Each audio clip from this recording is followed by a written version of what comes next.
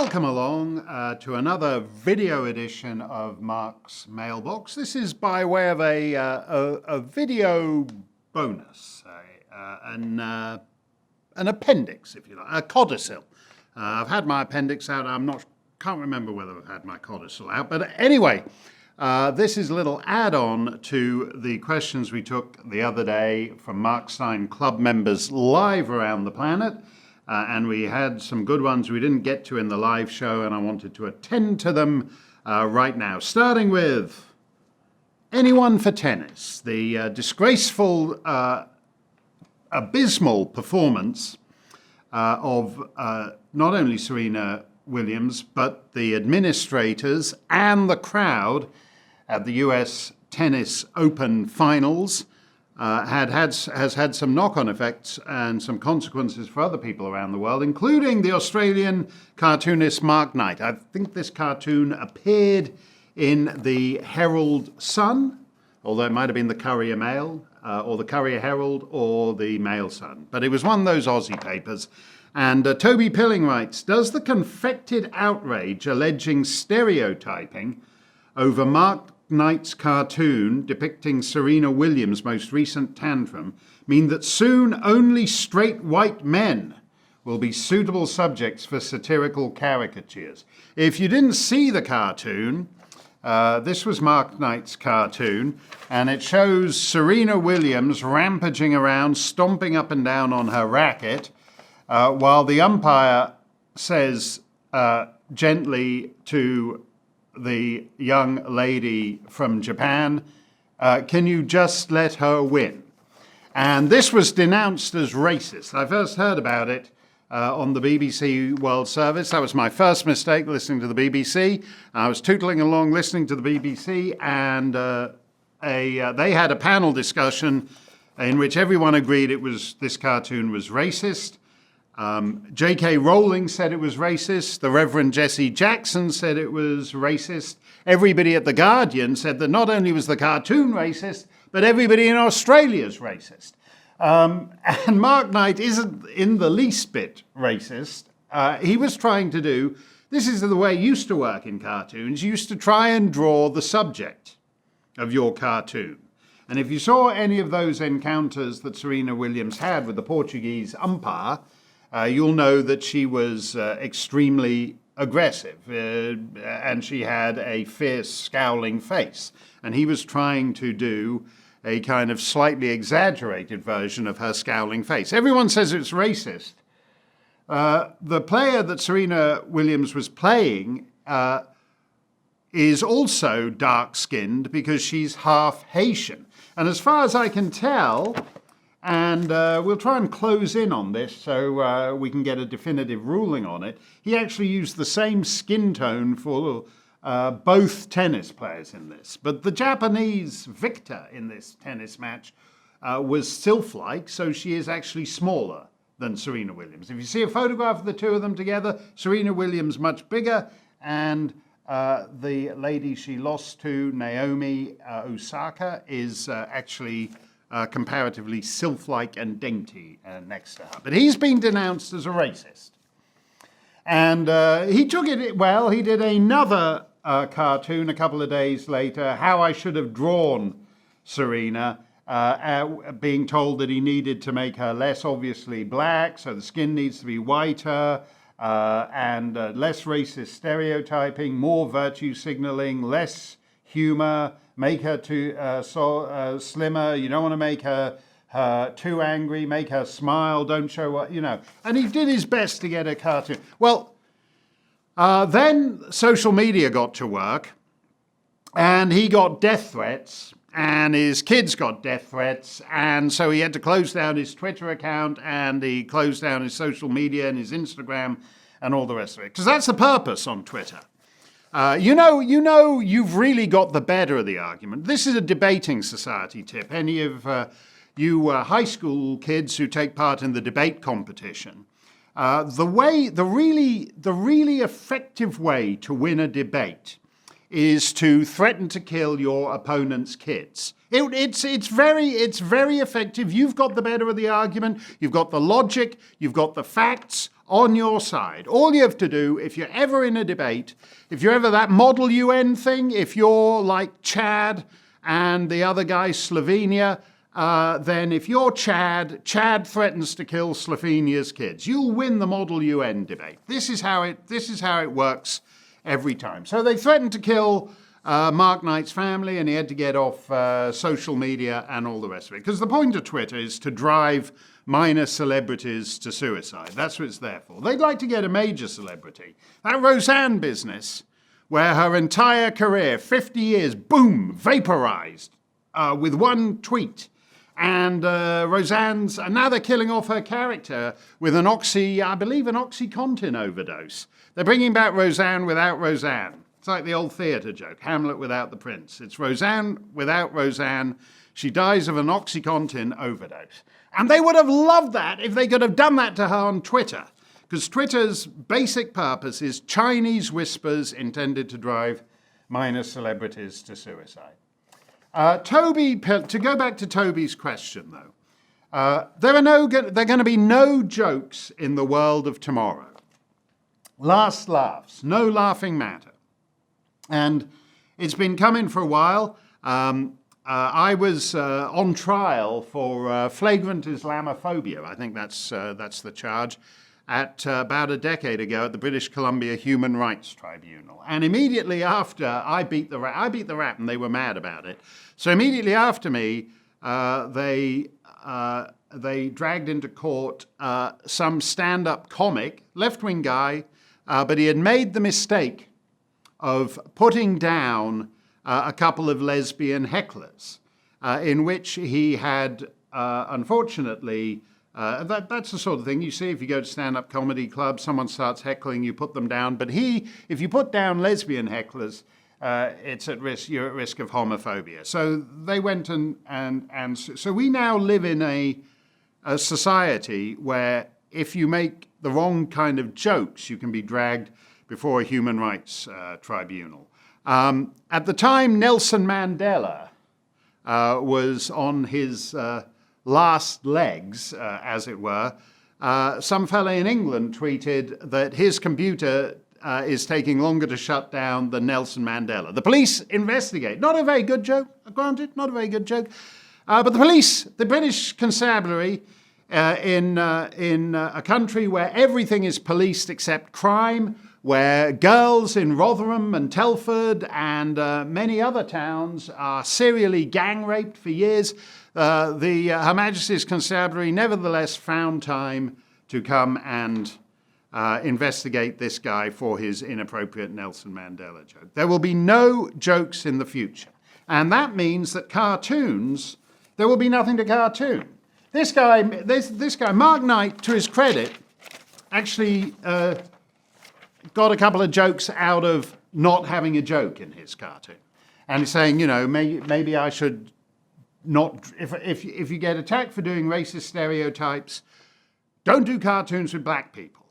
And then just give it 3, 4, 5, 6 months, and then you'll be attacked for never having black people in your cartoons. So you can't win. You're best to kill yourself, but just, like they tried to make you do on Twitter. There are going to be no jokes in the future. There will be no jokes. My old editor from The Spectator, Boris Johnson in London, he's got into a big... He's being investigated not just for saying that burqas remind him of letterboxes. That's fashion criticism. But he's having other jokes of his investigated. I think he made a joke about the Chinese. So he's not just Islamophobic, he's xenophobic. There will be no jokes in the future. Who was that lady I saw you with last night? That's not funny. Why did the chicken cross the road? That's not funny. That's all it's going to be in the future. Jeff Gilbert writes, good afternoon, Mark. Your discussion with Tucker Carlson about Google is important, but did not consider an approach to shrink the power of Alphabet. That's Google's parent company. It's a rather imperfect analogy, but I think the situation with Google Search is very similar to Microsoft Windows Internet Explorer circa the late 1990s. That antitrust case was complex and controversial, but the result opened up the browser market to real competition after Microsoft had achieved 90+% market share. Thanks, Jeff. I don't actually look at it as comparable to Microsoft Windows. The antitrust thing started, the trust busting started turn of the 19th, 20th century, 110 years ago, when they broke up Standard Oil. No one can deny that Google today is far more powerful than Standard Oil. And it is powerful not because it controls a commodity such as oil, but because increasingly it controls knowledge itself.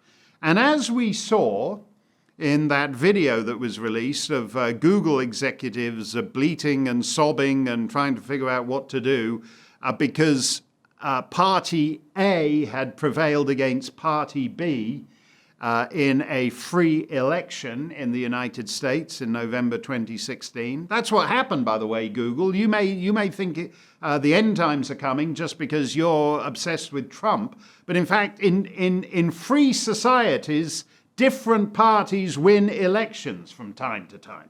If the same party wins all the time, that's generally a sign that it's not such a free society. But in this case, the pendulum swing upset the guys at Google, and they gave the game away and revealed that the most powerful corporation that has ever existed, a corporation that basically increasingly controls knowledge and amasses not just knowledge in general, as in when was the date of the Norman invasion, or how many symphonies did Beethoven write, but knowledge about you as you use its products, because you are the product, and Google's knowledge of you is really the business it's in, and serving up what it knows about you to other people, monetizing what it knows about you. Google is far more powerful than any government on the planet, more or less. And it needs to be broken up, and it should be broken up. It doesn't need government regulation, and it certainly doesn't need the kind of government regulation that Angela Merkel and other control freaks in the European Union are proposing to do, or actually are doing to Europeans, where their solution to the internet problem is to collude with the social media cartel in actually imprisoning and constraining their citizens within approved modes of thought.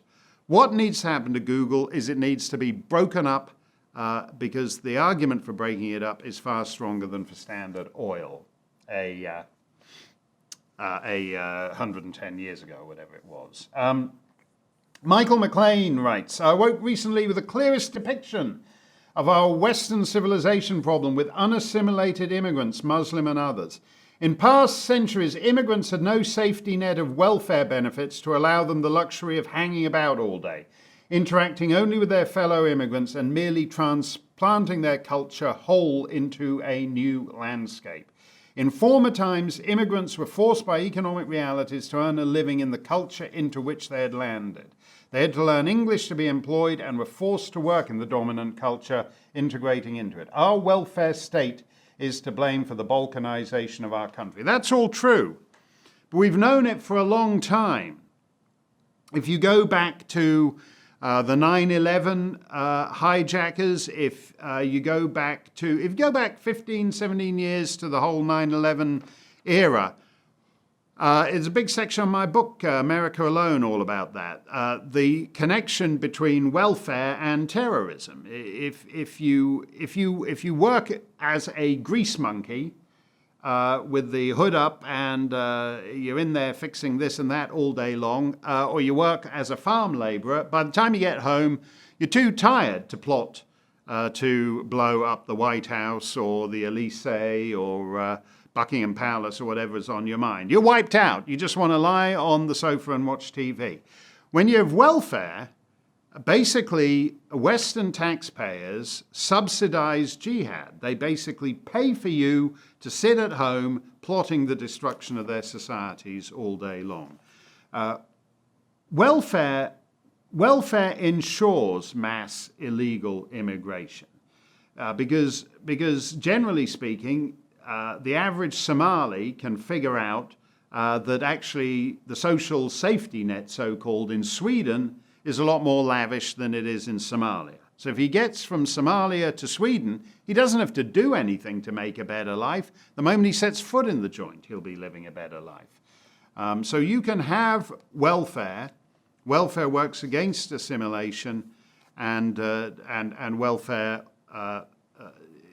by definition, will mean that you'll be attracting huge numbers of unskilled immigrants, as they've seen in Germany. These were the guys who were supposed to be the next generation Angela Merkel brought in, who were going to be work on the next generation of Mercedes and BMW. Most of them, as they've now found, cannot actually do any skilled labor. No developed nation, a third of all jobs on the planet are expected to be rendered obsolete by automation by the year 2030 or so. So no developed nation has any rationale for mass immigration anymore. And when they talk about it, they're basically stuck in this 19th century Ellis Island, give us your poor, your tired, your huddled masses sentimentality. It's ludicrous. Kate Smith, or possibly Smythe. Kate is one of several who wants to know, apropos 9/11, when 15 of the 19 hijackers were Saudis. Why is it that the Saudis, we've done nothing about the Saudis, that they got a free pass and all the rest of it? It's true. I called for, I'm on record of this, calling for action against the Saudis in late 2001, early 2002. Had a run-in with the Saudi ambassador, first to the Court of St. James's in London and then to Washington. A charming man, and as often Saudis are. But what was it? I think the interesting thing about Kate's question, I think, is it tells us what's changed since those days. When you go back to the turn of the century, the clever guy, Osama bin Laden, for example, was at Oxford University. Mohammed Atta was an engineering student from Germany. These were people from the heart of the Muslim world, from some of the most distinguished families, eminent families in the Muslim world. One of Osama bin Laden's brothers is big pals with the Prince of Wales. These guys from Egyptian middle-class families, aristocratic Saudi families, the Emirates and the other Gulf monarchies. Very middle class, very middle class. Now, if you notice, it's increasingly Afghan refugees, Afghans in the news. There's always Afghans in the news. Some Afghan so-called refugee attacked a couple of American tourists in the Netherlands the other day. Then another Afghan refugee attacked a couple of English tourists in Paris after. Afghans in the news. There's always Afghan refugees in the news. If you notice, this low-grade terrorism, where someone just gets a machete and stabs 7 people, or someone rents a car and rides up on the sidewalk and mows down a dozen people, and then you look at it, and they come more often than not these days from Afghanistan, from Somalia, from Yemen, from rather than from the middle-class elite heart of the Muslim world, like Saudi Arabia. They come from the fringes of the Muslim world, and that's something that's changed actually. This low-grade terrorism. So in a sense, although Saudi Arabia is still funding a lot of the trouble, a lot of the people who are making a lot of the trouble have changed. They're no longer the middle-class, Western-educated students. They're just actually people from countries we invaded at the beginning of the millennium and have been wasting our time running around playing international traffic cop in, like 17 years in Afghanistan. Okay, let us take one more question. Malcolm says, "Hey Mark, I just wanted to let you know that I absolutely love your Pussycat album and that I listen to it continually." That's Feline Groovy. Thank you for that. At home, I branch out a bit by also listening to your Goldfinger album. That's also good. Have you got another album coming soon? I'd love to have another album coming soon. I've got like 80% of it. But I've got this insane, lunatic, pathetic billionaire who keeps suing me. The guy keeps losing, and then he comes back and sues me again. And that's distracted me a bit from that, but we will have a new album soon. But thank you for that question, Malcolm. And if you only buy one cat album a year, my album, Feline Groovy, Songs for Swingin' Cats, is the only cat album you will ever need. Thank you for those questions. We will do it again next time on Mark's Mailbox.